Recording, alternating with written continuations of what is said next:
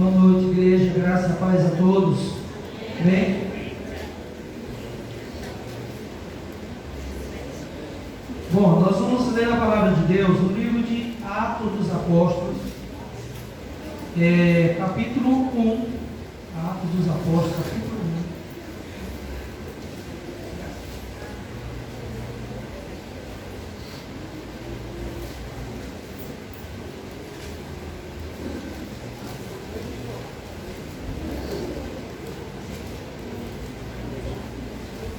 Capítulo 1, do versículo 1 ao versículo 14. Atos dos Apóstolos, capítulo 1, versículo 1 ao versículo 14.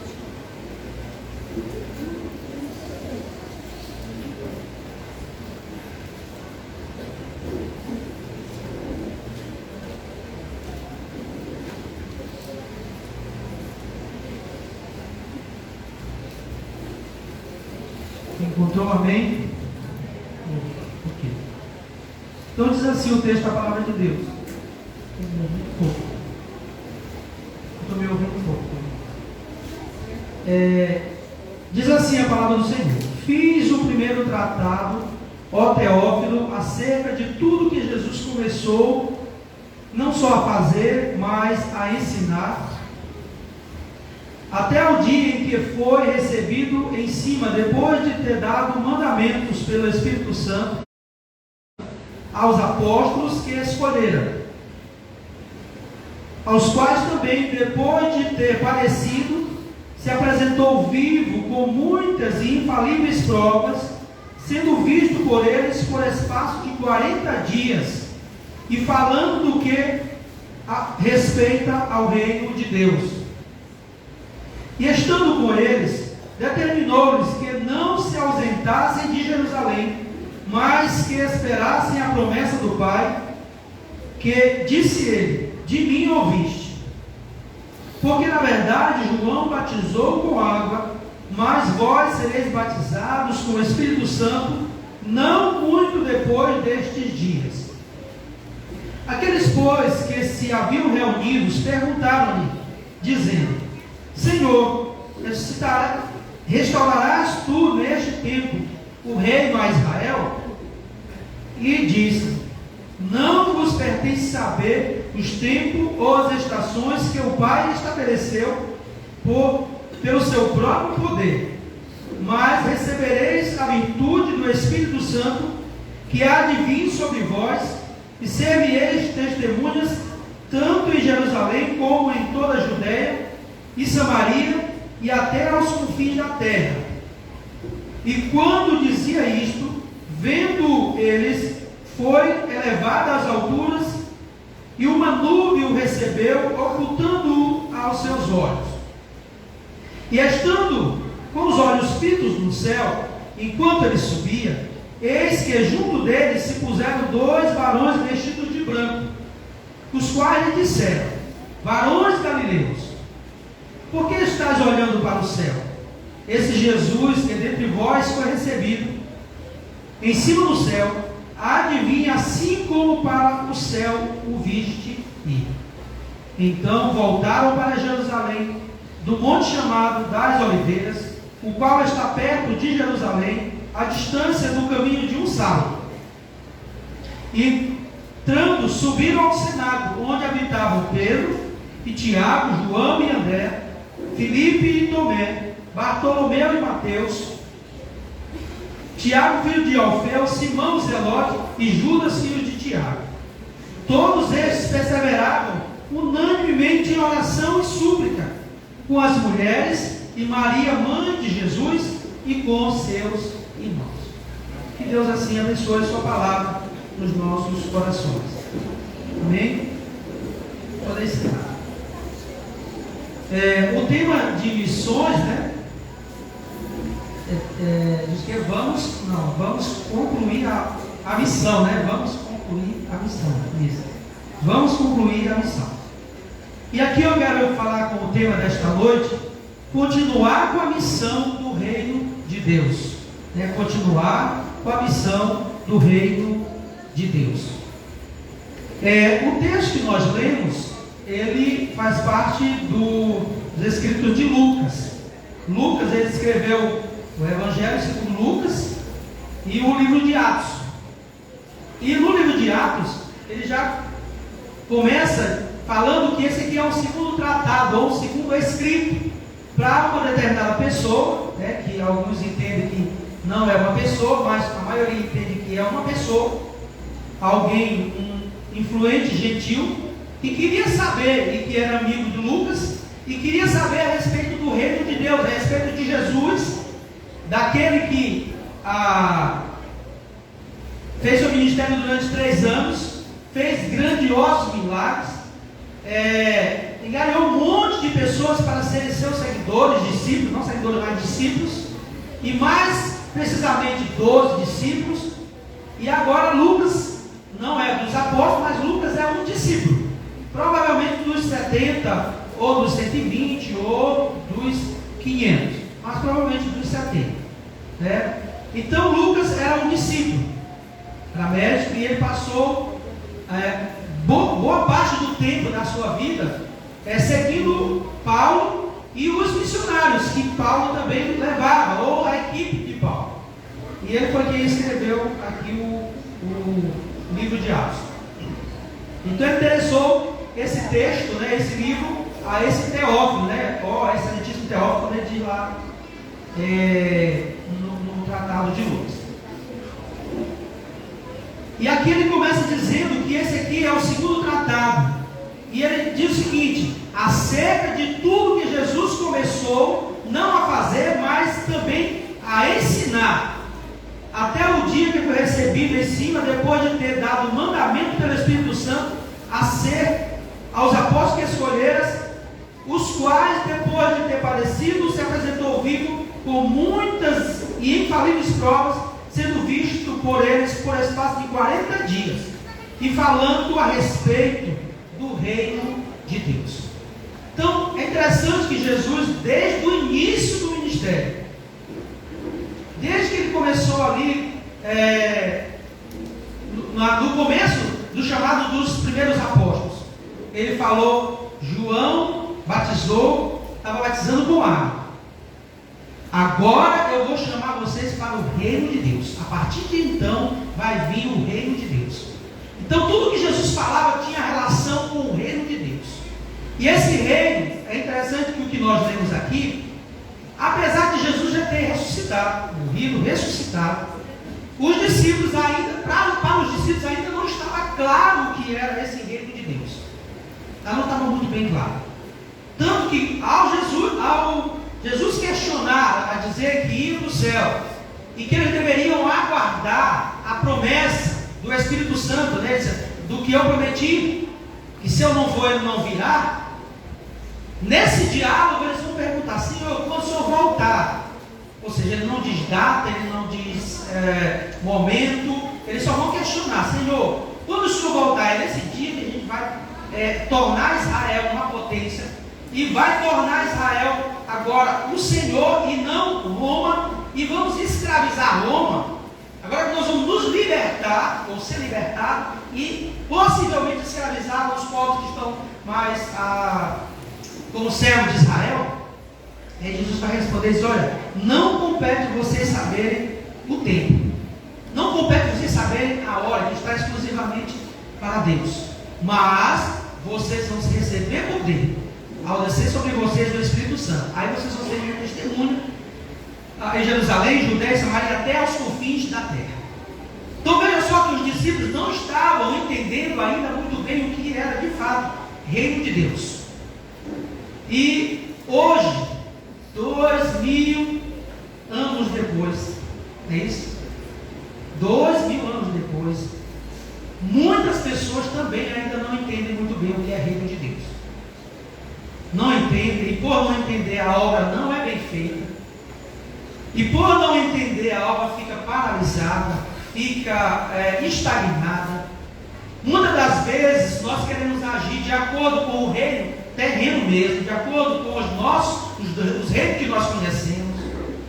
Muitas das vezes nós queremos agir carnalmente, né, como se governa um país, governa um estado, uma cidade, governa uma família biologicamente.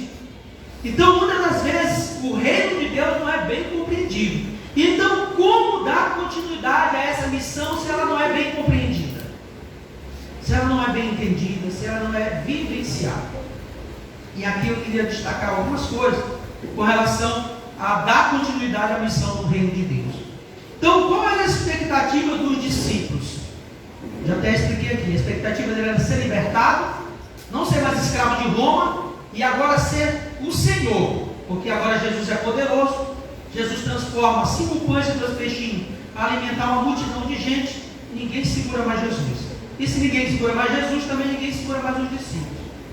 Se quisesse suscitar um exército muito rápido, Jesus poderia. Se quisesse ficar paralisado em nenhuma cidade, Jesus poderia suscitar água, alimento, tudo que necessitava daquele ambiente. Então agora, na cabeça deles, se Jesus quisesse derrotar Roma, tocar fogo em Roma, rapidamente, descer fogo do céu, também poderia, na cabeça deles. Porque a expectativa deles era de um governo terreno. E por que então, geralmente, o reino de Deus não avança? Porque na expectativa de muitos cristãos, também o governo é terreno, é humano. É do jeito que nós queremos, é do jeito que vem na ideia, independente se a palavra de Deus confirma ou não. Então, para darmos continuidade à missão do reino de Deus, a primeira coisa que precisa entender, que os fundamentos para o reino já foram estabelecidos. Não precisa ter mais nada de novo para que o reino de Deus cresça. Hoje tem se feito, igreja não, tem se feito o templo branco, amarelo, preto, buscado estatística, formas de fazer a igreja crescer, mudando. Não tem uma igreja preta aí, não tem? Não sei onde fica, mas não tem? E aquela estratégia é uma estratégia supostamente do reino de Deus crescer. Não é isso? Colocar alguém talentoso para liderar A, B, C é uma outra estratégia da igreja não, do reino crescer. Não é não? Agora os fundamentos, e é interessante que nesse dia, isso que é colocado hoje para o reino de Deus crescer, as coisas que se estabelecem hoje, tem algum fundamento nesse texto? Tem algum fundamento no início da igreja? Não tem. Na verdade, a igreja só foi declinando à medida que o homem foi tomando a posição do Espírito Santo. Presta atenção, quando foi no ano 300 depois de Cristo, que disseram que agora a igreja que vai governar o Estado, ou vai se aliar ao Estado, foi exatamente quando a igreja declinou. E declinou, e foi para a corrupção, e até hoje ainda existe uma grande guerra para as pessoas entenderem o que é reino de Deus. Então, os fundamentos foram estabelecidos. Quais eram os principais fundamentos que Lucas vai dizer para o Teófilo? Olha, acerca de tudo que Jesus começou a fazer. O que foi que Jesus começou a fazer? Ele começou a ensinar uma vida totalmente diferente do que as pessoas estavam vivendo, não? Totalmente. Tanto que João Batista já iniciou ali dizendo, olha, a vida que Deus quer é uma vida de arrependimento do estilo de vida que vocês estão tendo. Até o pastor pregou naquele dia, foi que os fariseus foram lá se batizar para dizer que eles estavam também concordando com o que o João Batista estava pregando, que Deus queria era arrependimento. Só que eles vinham lá sem arrependimento. E João Batista, entendendo o coração deles, disse, raça de víboras, vocês acham que Deus vai aceitar o que vocês estão fazendo? Esse molhar a cabeça? Não, arrependam-se, para que venha o dia, para que Deus perdoe vocês. Então é necessário entender que os fundamentos já estão estabelecidos.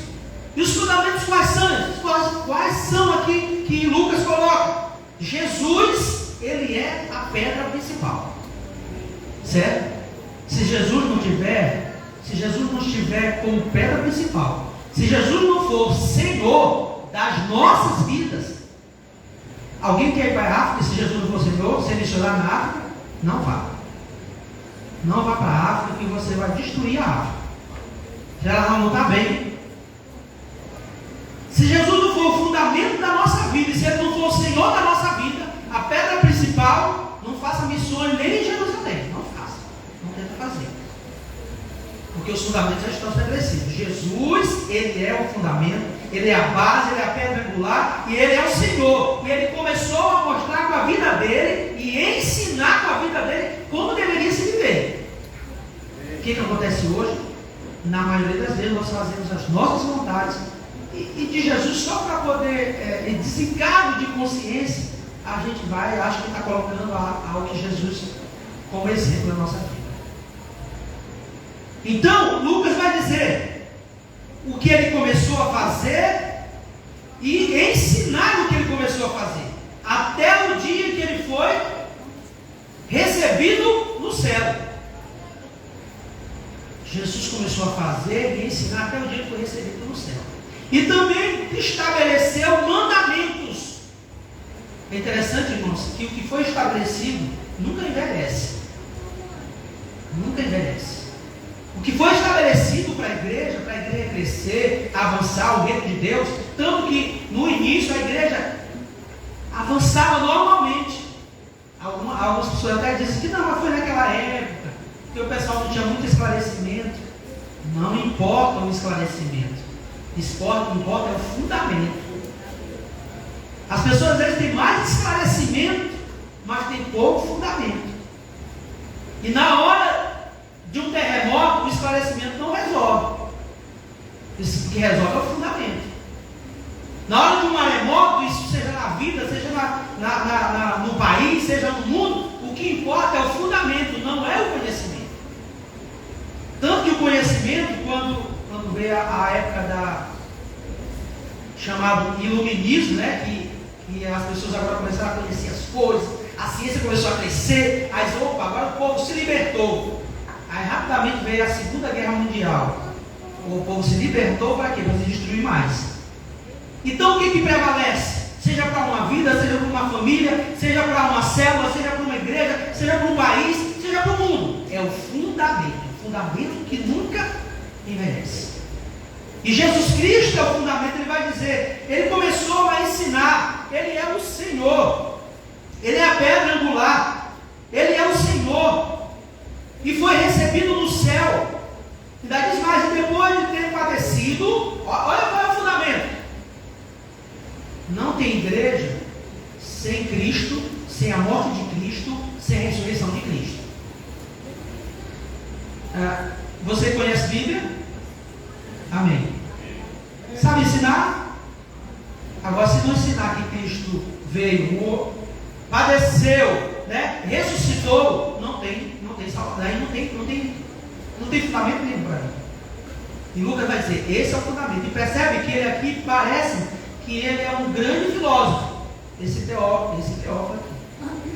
Então foi ensinado para ele os fundamentos. Depois de ter recebido, depois de ter padecido, se apresentou vivo e com muitas infalíveis provas, sendo visto por eles por espaço de 40 dias e falando a respeito do reino de Deus. Olha, os fundamentos que Jesus deixou estabelecidos são comprovados por ele. Os discípulos, quando Jesus morreu, Jesus ressuscitou, foi voltar e ter um relacionamento com ele de novo, para que o coração dele, a esperança deles não desfalecesse, permanecessem com eles durante aquele tempo ensinando, olha, isto foi que durante a minha vida eu ensinei para vocês, durante o ministério, que eu ia padecer, que eu ia morrer, ia ressuscitar, e isso é a vida de vocês. Se não houvesse ressurreição, não há vida. Então os fundamentos já estão estabelecidos. E o primeiro fundamento de Jesus é a pedra angular. Lá em Atos capítulo 4, versículo 11, vai dizer que, apesar dos construtores terem rejeitado, e claro que ele está falando de Israel, mas qualquer pessoa na face dessa terra, supostamente é o construtor da sua vida. Qualquer pessoa na face da terra, supostamente é o construtor da sua vida. E qualquer pessoa que rejeita Cristo, está se colocando também como um daqueles de Israel. pedra que os construtores rejeitaram, esta veio a ser a pedra principal de esquina. Então, se alguém rejeita Cristo, está rejeitando a pedra principal da vida, que é Jesus Cristo. Ele é o Senhor. 4:11, é isso? E ele é a pedra que foi rejeitada pelos povós, os edificadores, o qual foi posto como cabeça de esquina. Ele é o Senhor, ele é o Cristo. E olha que Israel sabia exatamente o que era o Cristo. O Cristo, o povo de Israel estava bem claro. Era o ungido, o prometido, o que eles estavam esperando. E aí, hoje, também as pessoas querem ter vida, aguardando ter essa vida em quem? Se o ungido já veio, o Senhor já veio, já deu a vida para que nós possamos ter vida. Então, lá em Atos capítulo 2, 36, vai dizer que Deus o fez Senhor e Cristo. Ele garantiu a vida eterna pela sua morte e ressurreição. Então não precisa mais de outro fundamento. Esse é o único fundamento que se deve pregar: que Cristo veio, que Cristo padeceu, ele morreu e ressuscitou, e está assunto aos céus, ao lado de Deus, à destra de Deus. Este é o fundamento em que qualquer pessoa deve anunciar, sem nenhum aparato de hoje. Naquela época, as pessoas se convertiam exatamente com este fundamento. E hoje, existe um outro fundamento para alguém se converter? Se houver outro fundamento de alguém se converter em outro fundamento, ele não está convertido. Porque só existe um, que é Cristo, o Senhor. Em Atos capítulo 2, 36, diz assim: ele garantiu a vida pela sua morte e ressurreição, mostrando que não era uma ficção, não era uma novela. Jesus, vejam só, irmãos, se por um acaso Jesus viesse hoje e passasse 3 anos em qualquer parte desse nosso mundo,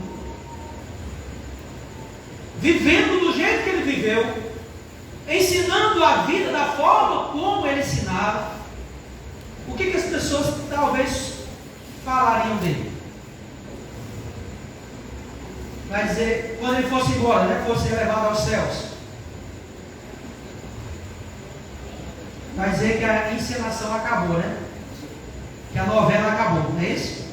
Que a utopia acabou. Mas Jesus veio e garantiu para os seus discípulos: não, vocês vão continuar tendo vida. Eu garanti para vocês. Vocês podem continuar anunciando o Evangelho, porque é onde esse Evangelho chegar, onde Deus falar no coração de alguém, alguém receber Jesus como Salvador, ele também vai ter a mesma vida parecida com a minha. É isso, igreja? Nós não temos a vida parecida com a de Jesus? Exatamente. Saiba, pois, com certeza, toda a casa de Israel, que a esse Jesus a quem vós crucificaste, Deus o fez Senhor e Cristo.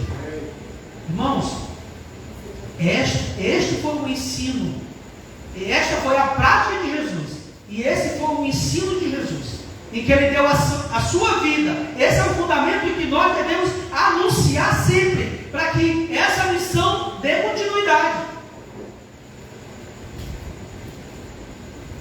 É necessário também que Deus esteja presente conosco, senão não há missão.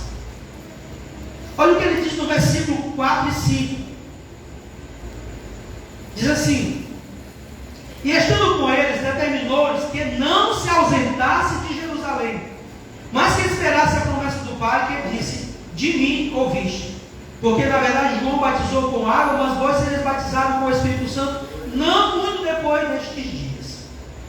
Veja só que os discípulos poderiam esperar. Hoje nós sabemos o tanto que ele esperou, né? Eles esperaram. Quantos dias eles esperaram? 10 dias, né? Esperaram. Hoje nós sabemos. Mas naquela época, eles poderiam esperar 100, 1 ano, 2 anos, 1 século.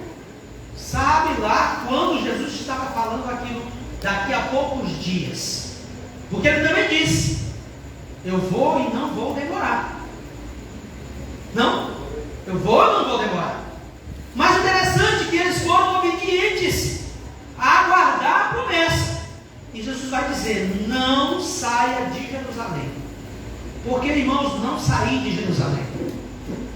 Porque não há obra sem o Espírito Santo.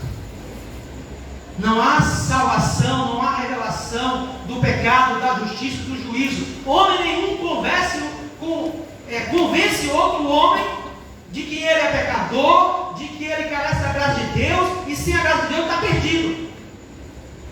A conversa de um homem com o outro, ele só convence aqui, ó, mas não desce para o coração.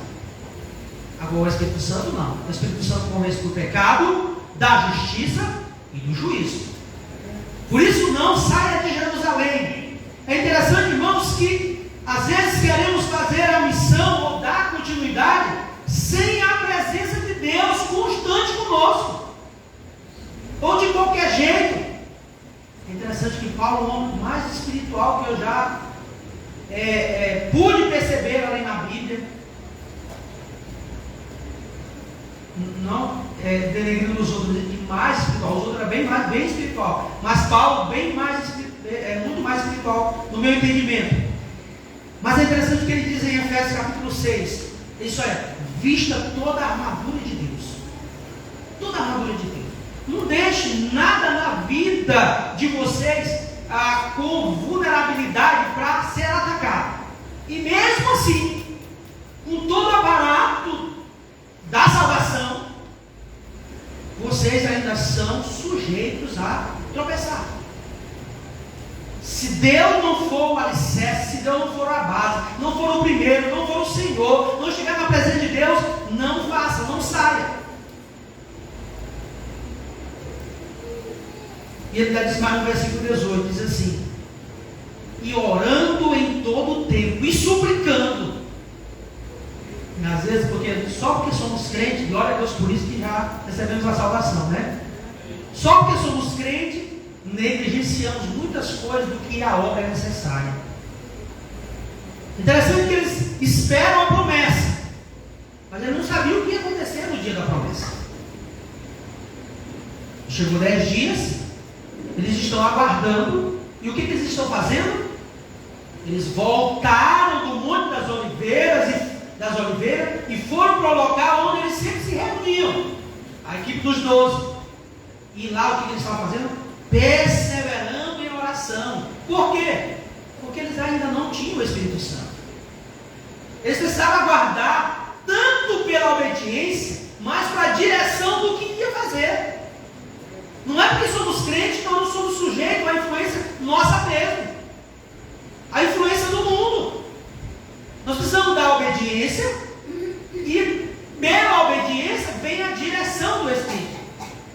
Tanto que quando o Espírito é derramado sobre eles, eles vão entender, e Pedro se levanta, e as pessoas vão dizer: eles estão bêbados, eles estão falando coisa com coisa, e Pedro vai se levantar e diz: não estão bêbados. O que está acontecendo hoje é o que Jesus prometeu. Jesus prometeu que nós devemos aguardar a promessa do Pai, e eles já entendem que o que disse Joel: eu derramarei do meu Espírito sobre toda a carne, sobre meus servos, minhas servas, os jovens, os idosos, todos profetizarão, os velhos terão sonhos, e sobre toda a carne derramarei do meu Espírito, diz o Senhor. É isso que está acontecendo hoje. Pedro entende. Quem dá esse entendimento? O Espírito Santo. Quem dá o entendimento para alguém fazer a obra? O Espírito Santo. Porque o Espírito de Deus, ele é que direciona para fazer a obra de Deus. Porque nós temos muitos pensamentos, muitas vontades, muitos desejos, e muitos deles humanos, carnais, e olhe lá que possa ser até influenciado pelo marido, não possesso, mas influenciado. Mas o Espírito Santo não, vai dizer exatamente o que é, vai confirmar o fundamento que é Jesus, vai confirmar a vida de Jesus. Então qualquer atitude, qualquer ação, qualquer prática que ela não revele o mesmo vivenciar de Cristo, reveja de novo, porque pode não ser o Espírito Santo, e provavelmente não é. Qualquer atitude, qualquer prática, qualquer decisão da nossa vida que ela não reflete a vida de Cristo, reveja porque não é de Cristo. Reveja porque não é o Espírito Santo. Eu já ouvi, já presenciei, né? Muitas decisões e as pessoas batendo o pé e dizendo, não é Jesus que está dizendo para me fazer, é Deus que está dizendo para me fazer. E não precisa de muita espiritualidade para entender que não é não. Que não está nada a ver com a palavra, não está nada a ver com Cristo, né? Quer fazer as coisas, mas não está direcionado por Cristo, pelo Espírito de Cristo. Então eles foram obedientes. E a atitude de obediência é interessante, irmãos, que a gente não sabe de tudo. Mas a atitude de obediência ela vai fazer com que o Espírito de Deus também gere, também produza a vontade de Deus em nós. Assim como a atitude de desobediência, mesmo nós querendo fazer a vontade de Deus, geralmente vai atrapalhar, porque a desobediência atrapalha. A obediência vai gerar mais entendimento, mais sabedoria, para que Deus realize a obra dele através de nós e podemos dar continuidade à missão do reino de Deus. Então eles aguardaram, e ao aguardar pela obediência, entenderam o que o Espírito Santo estava dizendo. Então a vitória não é pela força, eles só não saem de Jerusalém. Irmãos, eles poderiam ali, eles já tinham presenciado muita coisa, muitos milagres, né, coisas maravilhosas, só que eles sozinhos nunca tinham feito nada. Eles sozinhos nunca fizeram nada. Por quê? Porque a obra é de Deus, a obra que faz é Deus.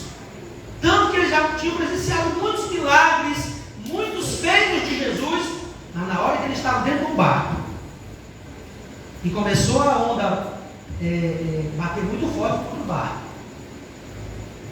Jesus estava dormindo. O que foi que eles fizeram? Senhor, não se te dá que morramos? Seja, irmãos, a gente sem Jesus nós estamos totalmente vendidos, sabe? A má sorte ou a boa sorte, ou ao que o mundo puder dizer. Mas com Jesus não. Com Jesus nós estamos totalmente confirmados que podemos fazer a obra e estamos totalmente capazes de fazer a obra. Você se acha capaz de fazer a obra? Se aproxime mais do Senhor. Esteja mais em comunhão com Deus. Então a vitória é o resultado do testemunho o testemunho dos que querem continuar.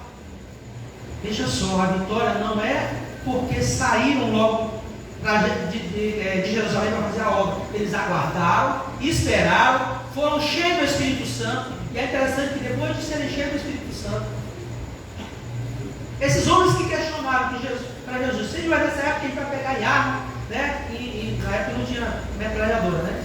Nem canhão também. Aí nessa época a gente vai pegar em arma e vai matar todos os romanos, depois de ter recebido o Espírito Santo, não.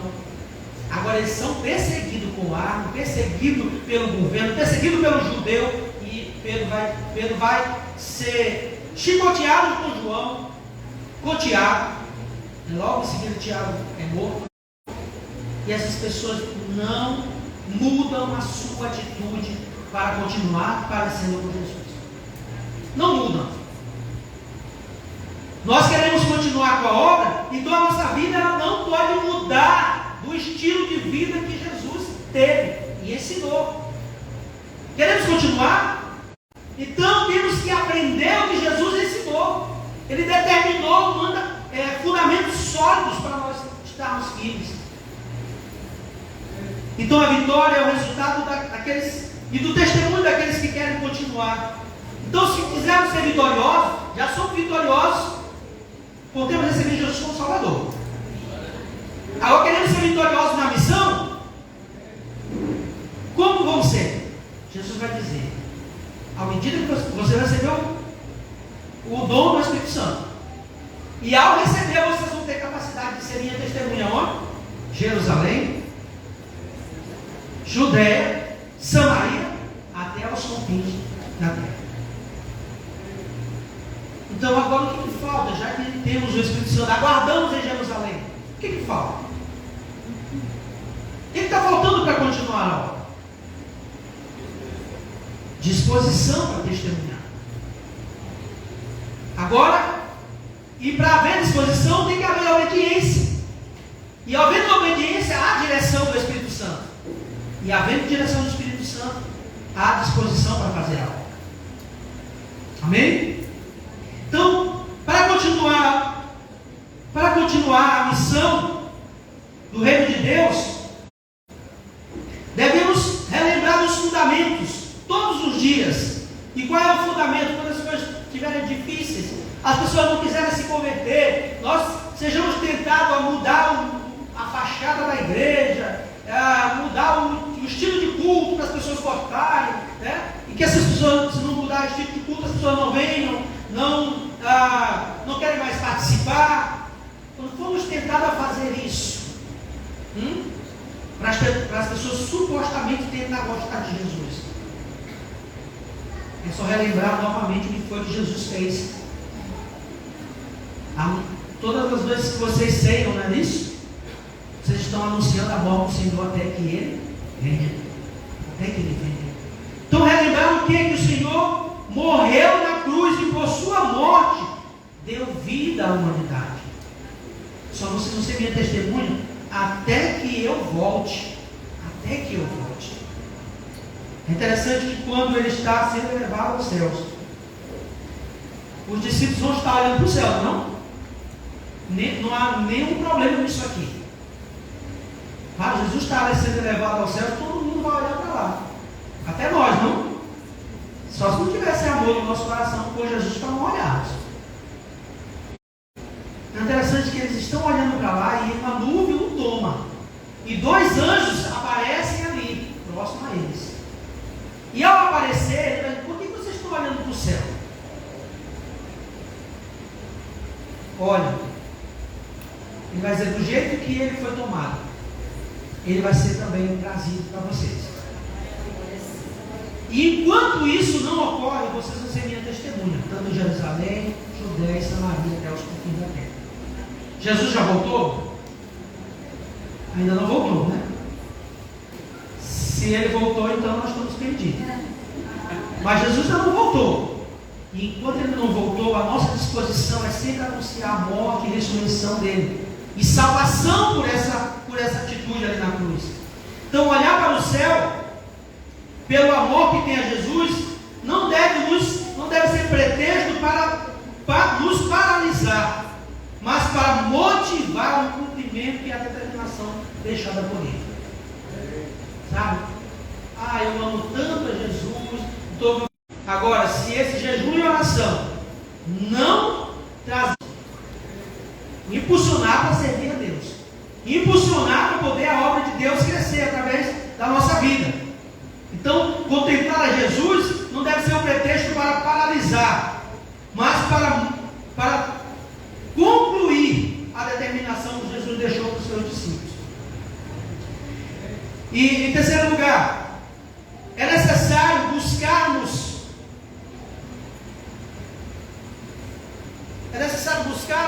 intensificar nossa comunhão um com o outro, para melhor entendermos a vontade do Senhor.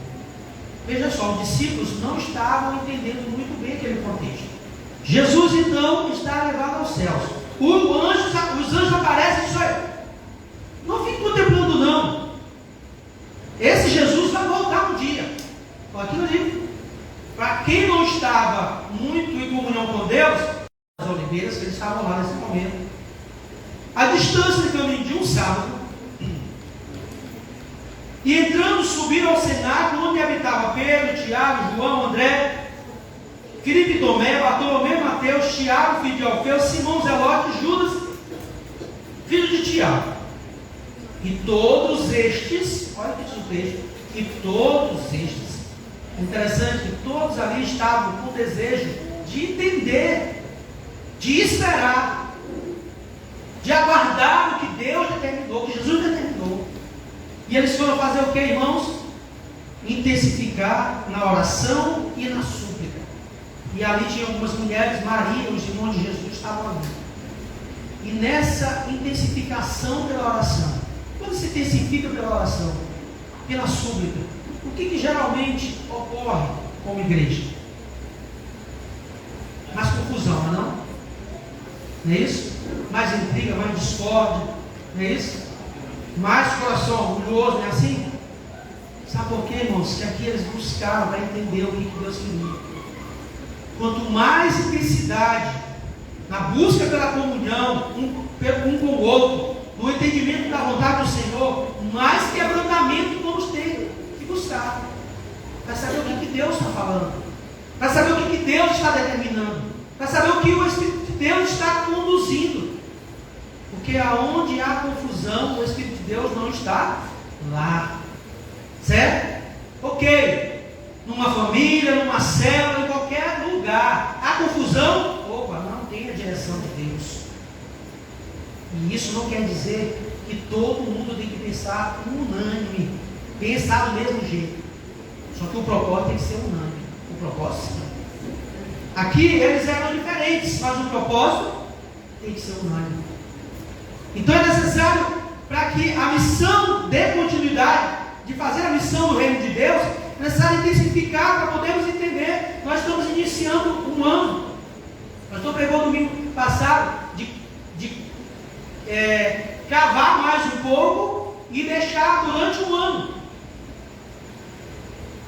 Será que é isso que nós queremos para a nossa vida ou queremos deixar do mesmo jeito?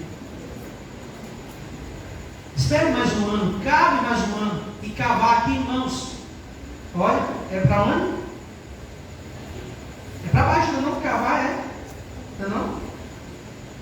Temos que nos dobrar, renunciar, trabalhar,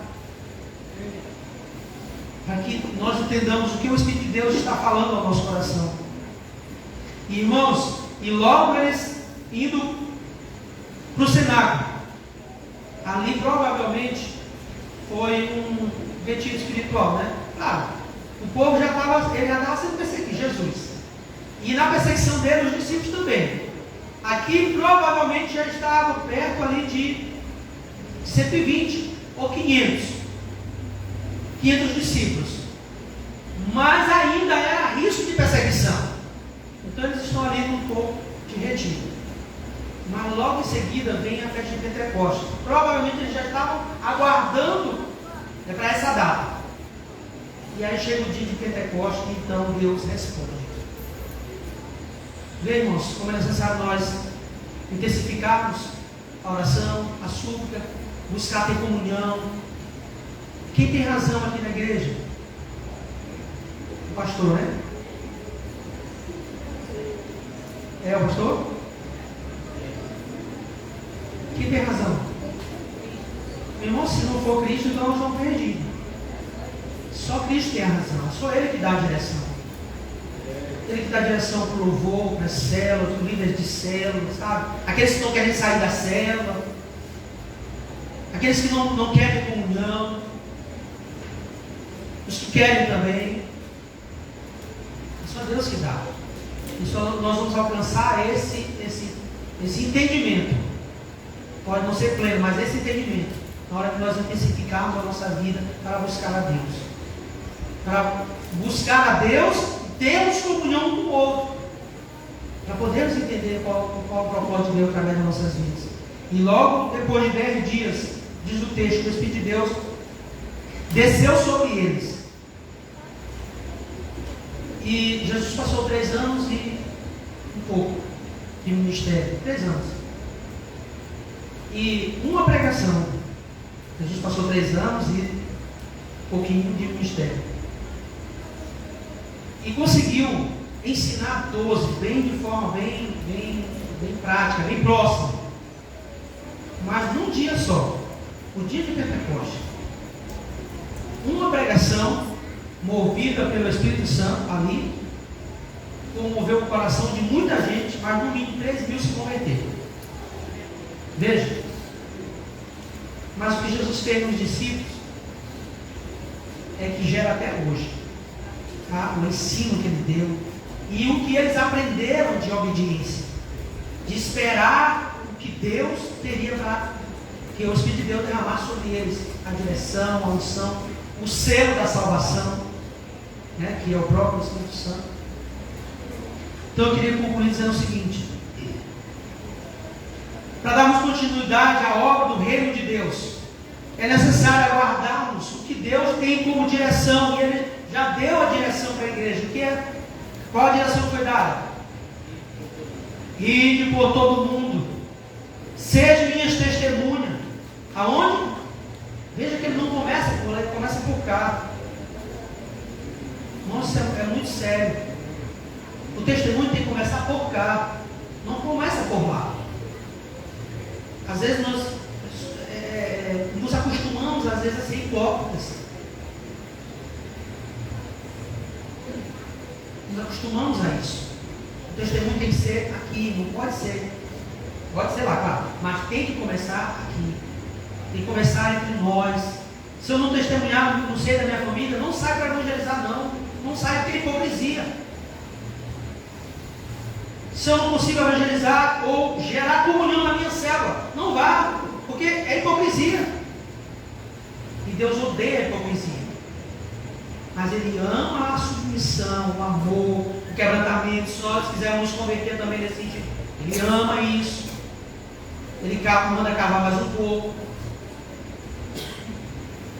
Então que Deus nos ajude, nos abençoe, a que possamos intensificar a nossa obediência, intensificar e observar e entender o propósito de Deus pelo poder do Espírito Santo, para podermos ter boas testemunhas, tanto em Jerusalém, como em toda a Judéia e Samaria, até aos confins da terra. Toda vez que falam em missões, nós falamos da África, né? Como se a África fosse o país, em termos financeiros, assim, pegar isso. Mas geralmente o mais pobre não é o que não tem, não é o que não tem o dinheiro. Geralmente não, perdão. O mais pobre não é o que não tem o dinheiro, o mais pobre é o que não tem Jesus. Esse é o mais pobre. É isso? É o que Jesus disse pro rico, né? Fazendeiro rico. O que tu tem preparado para quem é?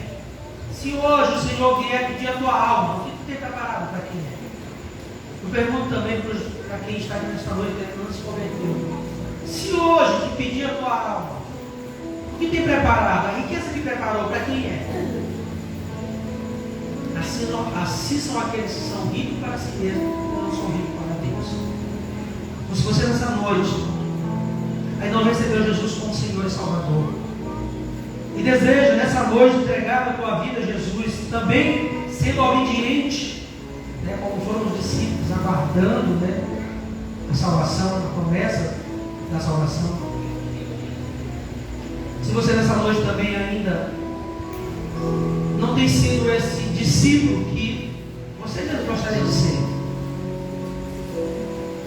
você mesmo gostaria de ser esse discípulo exemplar não questão para os outros, mas exemplar para si mesmo, para o reino, e deseja também dizer: Senhor, eu quero, Senhor, eu não tenho sido uma boa testemunha nem em Jerusalém, eu quero ser pelo menos aqui em Jerusalém, já é o princípio da caminhada. Eu quero ser em Samaria, na Judéia, não importa, mas começa por Jerusalém. Se você for em Jerusalém, você pode ir na África.